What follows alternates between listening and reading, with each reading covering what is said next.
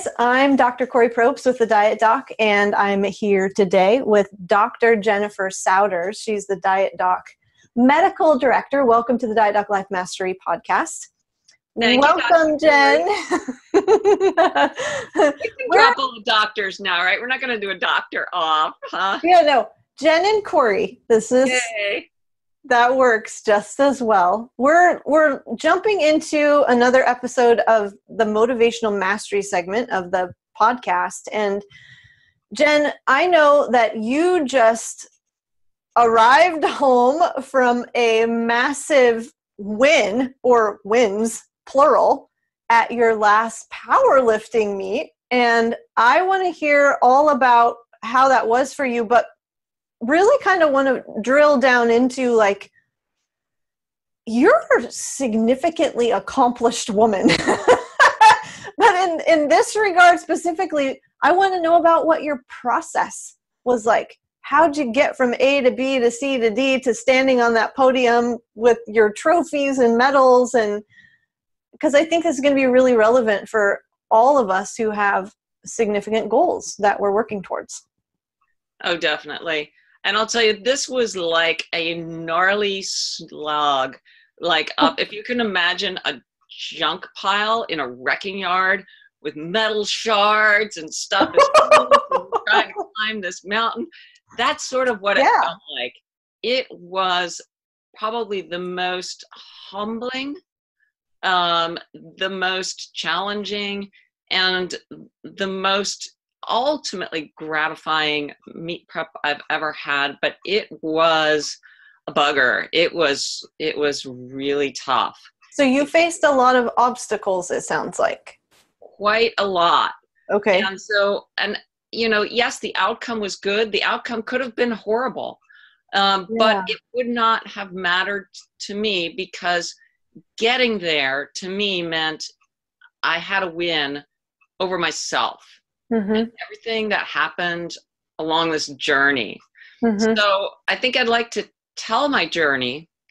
Yeah. And if that's good with you, why don't we talk as we go through the journey about how this can be applied to anything, a PTA meeting, a yucky project at work, some conflict you're having within your family, anything, because it's really, it's the process. I'm not ego attached to my outcomes.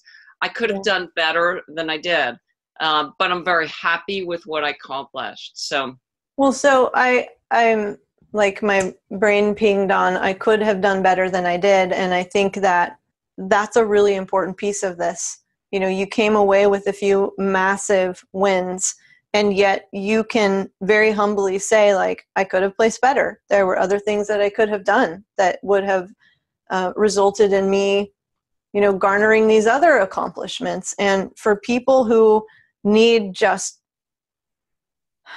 a real life practical strategies for moving from point to point to point towards their very important goal pursuits, I know, Jen, that you're going to share with us in particular, like, what your process was. And when I say process, I mean mentally, like intellectually, psychologically.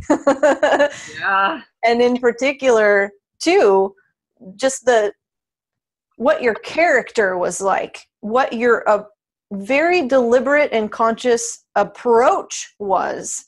And that includes things like character strengths that you used throughout the process. So yeah, take us through it for sure. Let's do it. All right. Well, first, let me just say that one of the things I love about coming away from a meet saying I could have done more is I love going away hungry, because I know now where I'm going, and I know where I am, but I know where my potential goes, and it's motivating.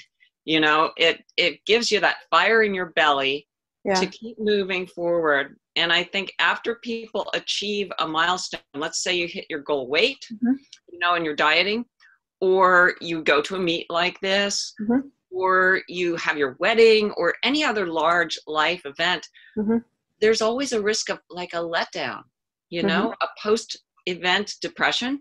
Totally. And I find that when I'm in this place. There is no post-event depression. There's post-event momentum, and it's like energizing. It's zesty. You love that word, zesty. I love the word zesty. Yes. Yeah, and I've experienced that, Jen. I come from a very competitive background too, and when I first started competing, there was that post-show, post-event letdown where it's kind of like, now what?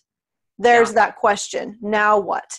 But I think that we can ask that in a way that is energizing as opposed to like constricting and confining, but like, now what?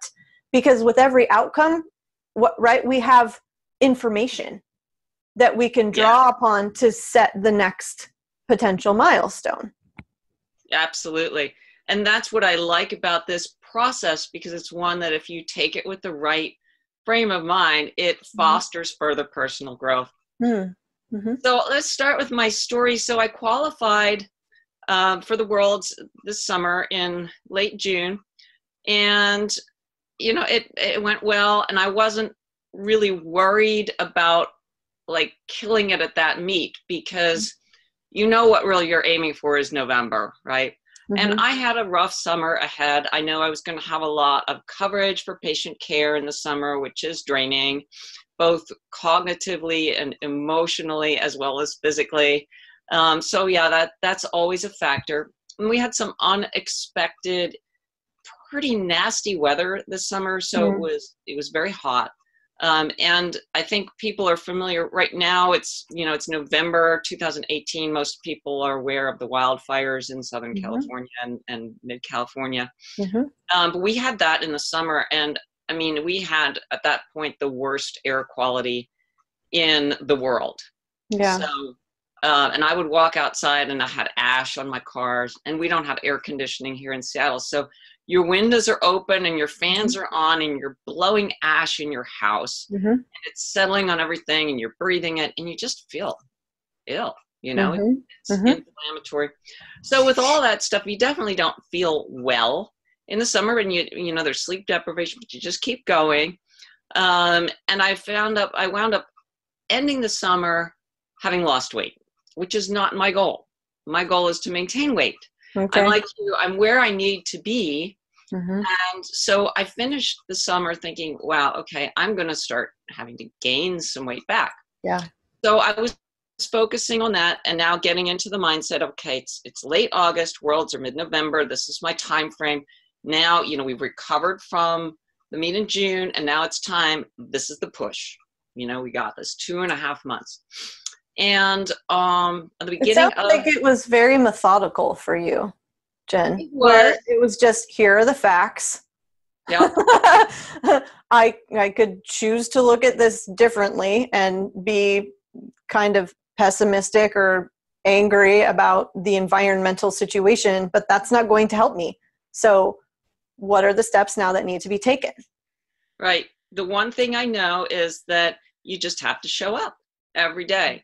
And don't think I'm not like everybody else. There were days where I did not want to go to the gym. You bet. There were days where I just wanted to sit on the couch with a pint of Ben & Jerry's and stare out the window and do nothing. But, each time you also have to step outside of yourself before you make those choices and decide, where's my bigger goal? What's internal to me? What's motivating me? Where's my big picture? And is this small decision that I'm making right now going to serve the bigger picture? Sometimes it can. Sometimes a day off is perfect. It's what you need. Sometimes it isn't. So, each decision, there's not necessarily a wrong or right or a bad or a good. I don't try to cloud them with that judgment. I try to just look at them as, on balance, is this serving me? And how is it? That's a great question, Jen. Yeah. Is this serving me? And that is something that I will oftentimes ask my clients to reflect upon. How is this serving me? And too, I want to mention that just within that little excerpt of your story, there were a couple character strengths that just shone right through. And one was prudence. Prudence is skillful means. It means being wise, right? And then there was perspective, being able to, I love how you said it, stepping outside of myself, because we can get locked into these, convoluted thinking patterns and thought processes, stepping out and almost being the observer of the situation and saying, I'm going to take this 1,000-foot view. Here's the situation. Here's the vast expanse of what's occurring. What steps am I going to take now? Right. That's awesome. So on Labor Day weekend, my daughter was moving. And of course, training heavy in the gym. I mean, like I'm training with 2 times body weight deadlifts and it's no problem, but I move a plasma TV and I get injured big time carrying this big old thing, 14 steps down in a narrow hallway, all twisted around, and I'm physically strong enough to do it. And you never get hurt in the gym because it's perfect. No. It's life, right? Mm-hmm. So I knew something wasn't really good, but it wasn't really bad initially. It's like, oh, well, yeah, I pulled a muscle. Right. Well, ultimately what happened is I literally could not sit up in bed. I literally could not. Something was definitely, really dysfunctional. Things felt wrong. So I went to my doctor, and then I went to physical therapy. Long story short, I had subluxed my left sacroiliac joint. It was out of place. And I kind of figured this out the day before the doctor appointment after I'd made it. I was doing cable pull-throughs in the gym, and I had the weight between my legs, and you stand up and you kind of have some posterior pressure and anterior pressure on your pelvis at the same time. And there was a pop heard around the gym.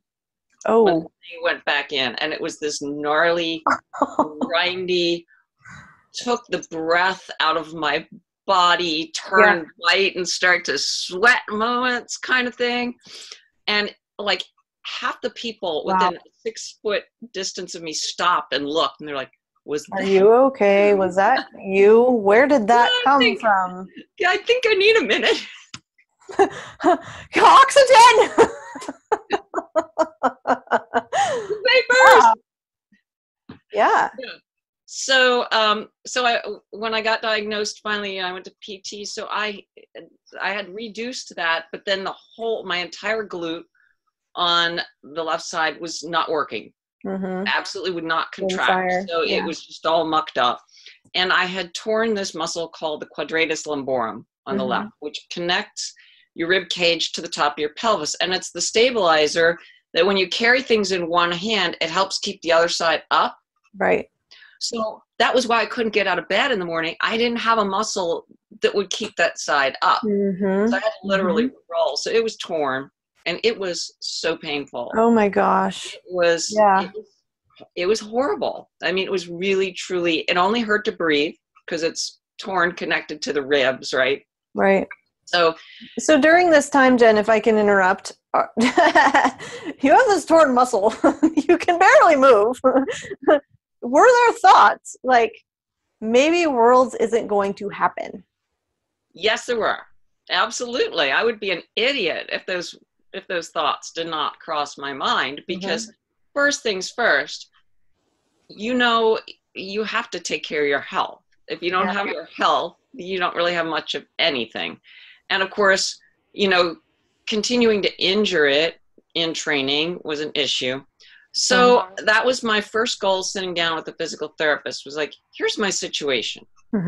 This is my goal, where I want to be, and this is my time frame. This is what I want to be able to do.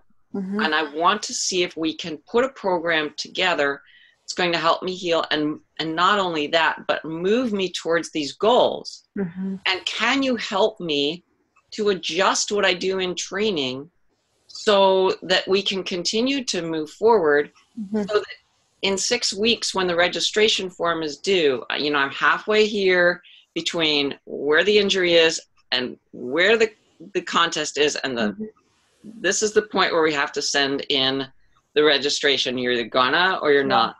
So we have a time frame. Let's see how this goes, and we'll make the decision when we get there. Yeah. So you had preliminary action steps and goals leading to that ultimate one, but with the understanding that that ultimate one may not occur. If I'm not in the best possible place to be able to do it, then that goal needs to be revised. Right. Not that it wouldn't be upsetting if you had to revise it, but like you said, health first. Right.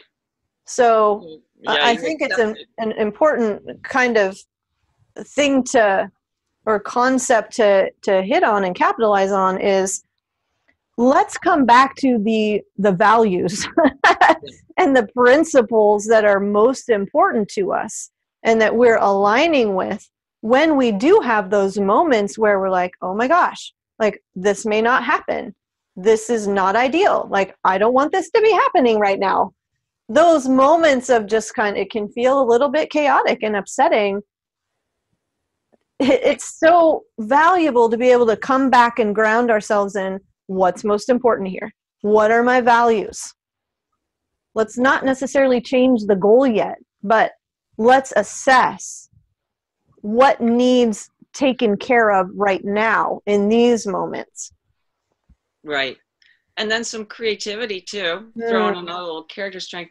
Okay. And judgment. Yes. We want to progress, but we're going to have to change the way we're going to do this. And we're going to have to try and test and fail and retry and get a little bit creative and think a little outside of the box here to work around this and see how that fares.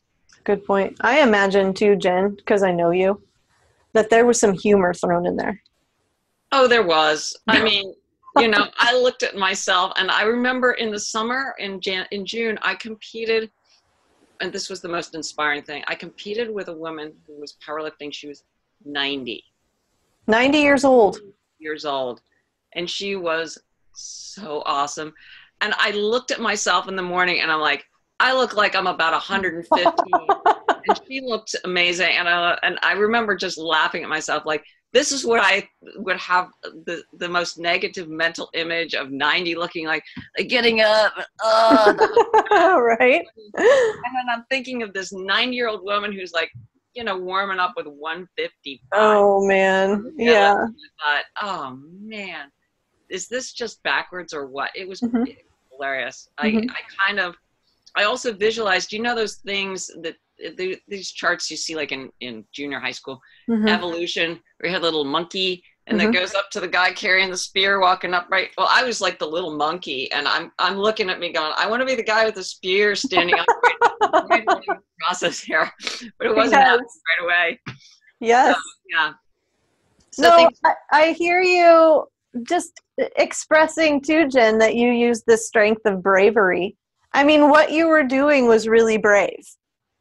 Most people are not going to move into, I mean, let's face it, you really didn't have a choice to experience the pain that you experienced, but you could have gone into it very differently.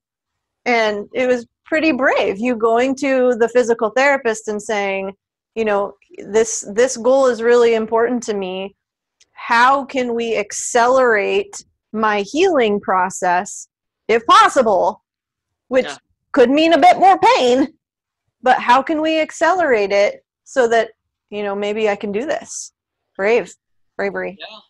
So let's move in the story. So we figured out ways to do that. It added probably an hour a day of additional physical therapy exercises, yoga, and stuff. So an hour to an hour and a half a day on top of meet prep training. That's a lot. So what do you think happened with that weight gain process? How was that going? No, it didn't happen. Not so good. So now I'm losing weight like faster than I can deal with. So now we're looking at, okay, I'm probably not going to hit my totals in my 105 weight class anyway, injured, right? Now I'm sitting at, I weigh 99 pounds. The next weight class cutoff is 97. Should we cut in 97? So hell yes, let's do it. So let's diet. So we did. All right. Now, my last bodybuilding show, I was stage ready at 90 5 pounds. So this meant I was going to get I was going to lift bodybuilding contest ready on the platform. Which is not normal. And you know how that feels. For anybody who hasn't done it, do you feel strong? Do you feel energetic? Do you feel zesty? Can you pull record lifts? I have pulled my heaviest weights at my lowest body weight. I have. In general, no. Feel terrible. Yeah. I've had really good days. But generally speaking, no. Yeah. Lowest weight, 5% body fat. You're probably even lower than that at 90, however many pounds. You're not functioning on all cylinders physically or mentally. No. But I thought, well, here's a challenge. Let's do this. Mm-hmm. Let's see what happens. So we looked at the records books, and there really wasn't anybody competing in my age group in that weight class. All right. There had been nothing posted in the last couple years. And I thought, well, so this was good because I was not going to mentally go chasing previous records at a higher weight class. Mentally, I was free to think, I'm going to just do my best. And whatever I do, it's going to be pretty good.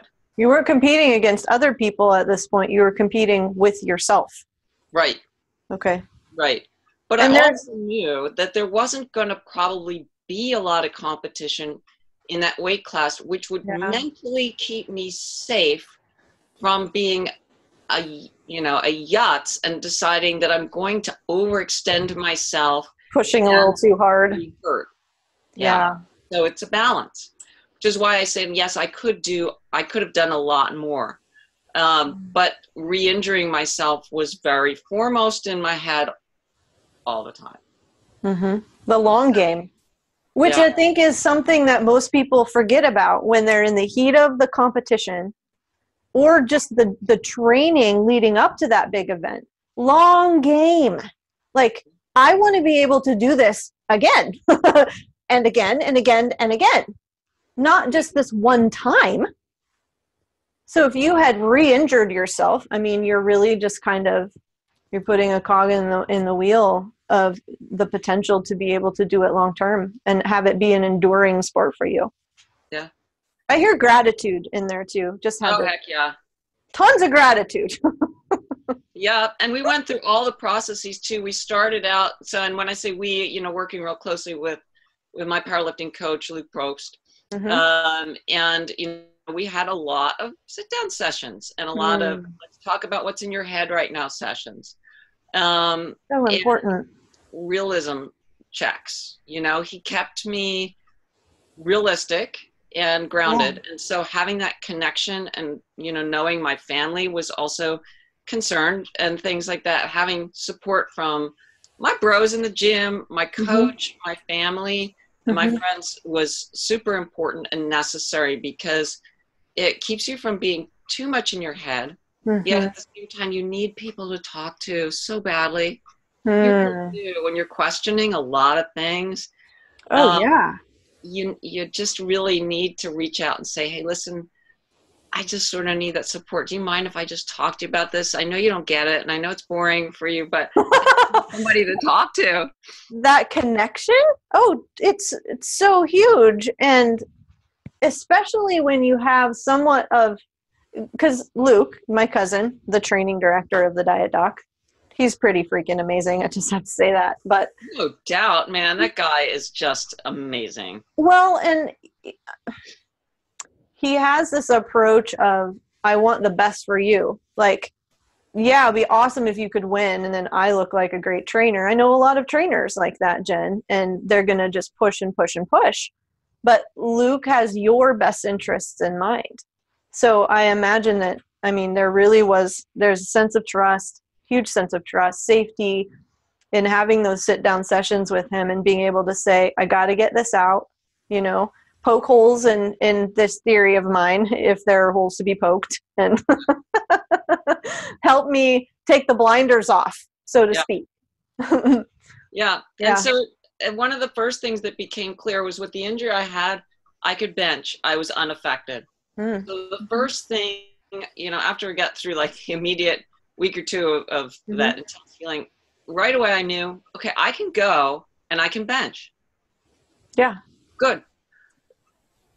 Squatting was not in the picture. Squatting, no. Squatting couldn't happen. Yeah. Squatting was not the loading from above. Yeah. With that stuff torn out was just. That was something we were going to have to leave behind. Yeah, I could do it, but it wouldn't. The risk of what? Me. Yeah. Yeah. So then the question was deadlifting, and interestingly, deadlifting ultimately wound up being okay. In fact, you wouldn't think that, but but it wound up being good. So the way, I think, because the compression wasn't through the spine from the top, it wasn't loading the same way. And I think because the pelvis and the glute was able to heal, the back still is not 100%, but I was able to do it. And we did have to change the training. What we found out was it was my negatives on the deadlift. I could pull heavy hard, but we just had to train a ton of singles. We were not going to be doing, you know, sets of 4 reps. So I had to commit to more time doing singles, but it worked. And in the end, my performance on a percent of body weight basis was the best I've ever done in the deadlift. And I could have done even more. I could have done way more. I had no idea what I had in me, but now I do. And so ultimately, it was a huge learning experience. But we had one more fun challenge right before the meet. So everything's going great, right? And you're like, okay, I'm doing push pull. So, you know, bench and deadlift, it's going to be good. So there's a strength, hope right there. It's going to be good. It's going to be good. Yeah. As long as I can do what I can do. And so 2 weeks out, I'd done my top sets. I had an idea. I could do respectable weights. I did them safely. I walked away feeling good. So we're like, okay. And then Thursday, exactly 1 week before I'm on the platform, my husband starts sneezing a lot, coughing. Uh-oh. Yeah. They're like, no, germs, go away. Do not get near me. The germs did not hear me. Probably me caused them to swirl around and go into my lungs. So by the weekend, live in a bubble for that week. I had the sinus pressure from hell, and I was sick as a dog. Guess what happened to my weight with inflammation? Boom. Up. Inflammation. Yeah. Did you blow up? Now I've got 4 days before the meet. I'm 3 pounds overweight from water. And guess who has to go keto? Oh, God. Oh, yeah. Okay, I would just have to start laughing then, if that were me. Or cry. A minute. Yeah. And then I was just like, wow. Why not? Let's just pile on something else here. Well, so what I love about this is, because I always come back to this in my own life, it can feel really, really horrible in the moment. But the second I remember, like, this will be over. Yeah. Like, this will end. Yeah. No matter what it is. Speaking, presentation, session with a client, an email that I've tried to figure out what to say about, something scary, something uncomfortable, a shot. It doesn't matter. Everything is transient. This will end. Your keto will end, right? Keto will end. The cold will end. The back pain will end. Yeah. And it will end. And it'll end. I'm already committed to it. So now I hate it, but you know what? We're going to do what we got to do.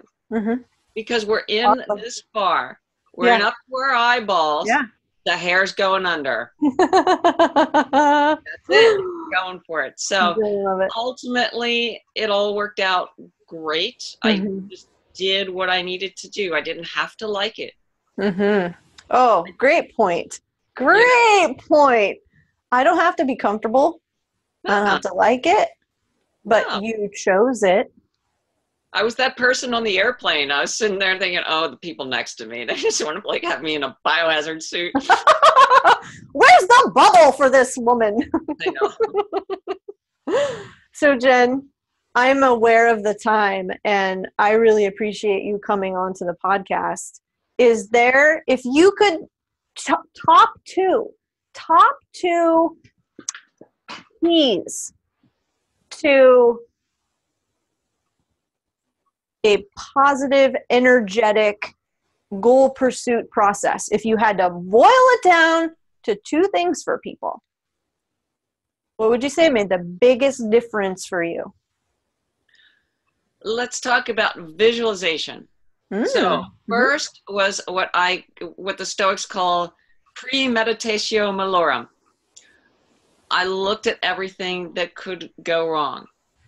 And like you imagined it in your mind, your mind's eye? Okay. Yep. Like missing my flight, like getting sick, which happened. I didn't miss my flight. My flight being delayed. Getting re-injured.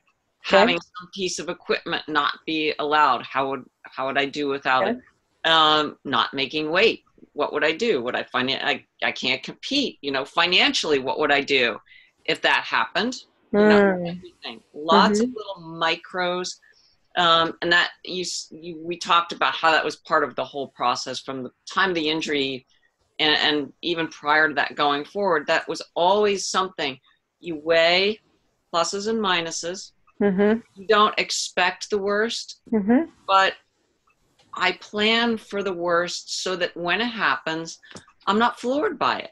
So it's a process of acknowledgement, not like this is going to happen and crap, but this is a possibility. And if so, this is how I will approach it. Right. Right. So that when those blows come at you, it's just like, well, okay, I know how I figured I would deal with this. So I will deal with it. So Jen, when you say visualization though, I'm thinking of imagery. Oh, that's number two. That's okay. Okay. Yeah, so the second one was positive mental imagery, and that was, and I did a lot of yoga to actually help my back, which was super helpful because it really grounded a lot of mindfulness. And with the breathing, I really, worked into the back. I visualized and try to connect with my breathing, the feeling of healing and strength and mobility and life and vitality. So I visualized a healthy, strong body and connected it to my breath and my feelings. And I then visualized, when I wasn't training, doing the lifts the way I've always felt when I feel they're as close to perfect as I've ever done them. And going through that and just building that confidence that I'm going to step on there and I'm going to do it and it's going to feel like this and I'm going to put all these pieces together and it's going to be fine. Awesome. This is really key, guys. When a lot of people, when they talk about visualization or imagery, they're thinking about just visualizing the outcome. Like Jen standing on the podium and winning, and they're putting the medal over her head and hanging that around her neck. No. For imagery and or visualization to be most effective, it is actually thinking through the entire process leading up to the podium and winning. It's all the steps that you said, Jen. It's, stepping onto the area where you're going to do the lift, and while you're training, doing that visualization and feeling in your body every single movement, and seeing it in your mind's eye, what that's going to feel like, how it's going to look with precision and precise, just this elegance to it. So I love it. Thank you for that. It was really important, and it's internal. And I'll tell you, when I did step up there, this was probably the most interesting experience. So this is a week-long event with about 550 athletes in this huge place in Las Vegas. Wow. Yeah. So of course the deadlift was the thing I was most concerned about. And as I'm going up there, I realized after the fact, I was utterly, I would call it deaf and blind the entire time I was there. I set my feet, Mm-hmm. and I heard and saw nothing. It was like someone turned off a switch and nothing existed. There was nothing. There was just nothing except that feeling, just that perfect feeling that I'd had in that head of mine, visualizing all the time. And I sort of came to, when I knew I locked out, and realized, oh, I have to look at the judge for a signal to come down. The entire thing was like a dream. I don't know how to describe it. It's a different level of awareness, for sure. Yeah, it's not like I'm present here and I'm aware that my feet are here and I'm aware that the audience is out there and there are these sounds, like I know that I hear them. It's, you are completely tuned into just your internal process in that moment. And everything else fades into the background. It's like that's all faded out there and you're completely present. Yeah. Almost what you're describing is flow. Like it was timeless. It was selfless. There, nothing else was moving. Yeah. It's like a spirit without a body. All spirit. That's so awesome. Well, Jen, I thank you for sharing your story with us. It's so fun. Too long, of course, but you know, we're yeah, that's par for the course. Joe and I always have this problem, but really cool hearing just the intricacies and the nuances of what your experience was, and I think it'll resonate with anyone in terms of how you managed it, because there were so many obstacles that you endured, and you know, you didn't always feel good, and yet you know, you were able to come away with what, even if it wasn't the ultimate win, it was a win. And I think that's what a lot of us need to begin practicing, is just this acknowledgement that we overcame some barriers that